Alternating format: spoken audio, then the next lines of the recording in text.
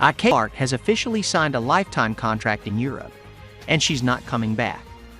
While I'm genuinely happy for her, I can't help but feel this is a devastating blow for the WNBA.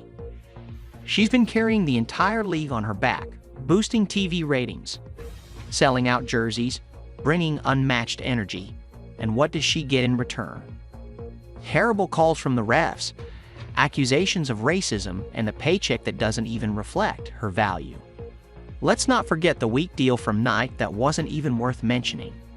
The WNBA's biggest star, making just over $300,000 for 4 years, decided she'd had enough. Can we really blame her? Clark didn't shy away from voicing her frustrations either.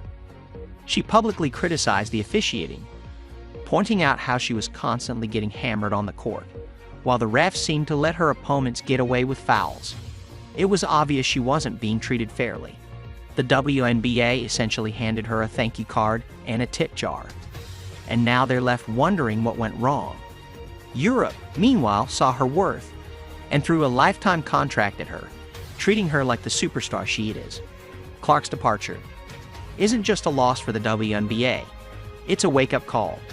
Other players are paying attention, and they're thinking, if Caitlin Clark can secure a lifetime deal overseas, what am I still doing? Here for peanuts? The WNBA missed every signal Clark was giving them, from her comments about unfair treatment to her frustration with her low pay.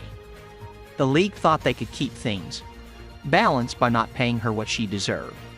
But now they're left with nothing, while Europe is enjoying the benefits of their hesitation.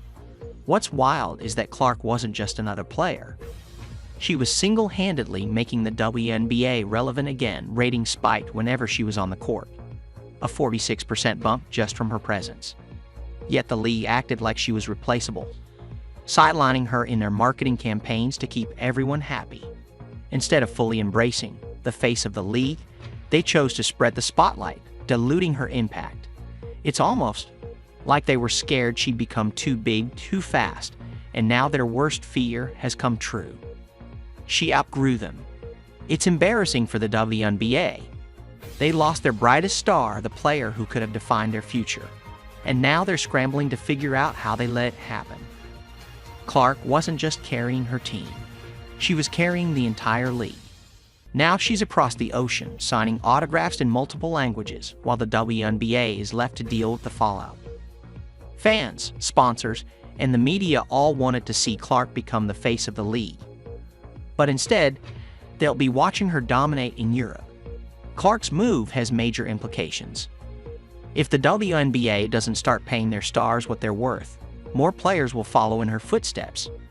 Why stick around for a base salary of $76,000 when Europe is offering lifetime deals? The WNBA's reluctance to fully invest in their biggest stars is backfiring, and they're now facing a future without their marquee player.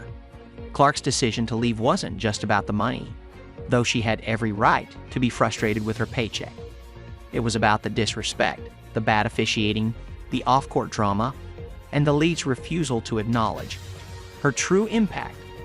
She was doing more for the WNBA than half the league combined, yet they treated her like just another player.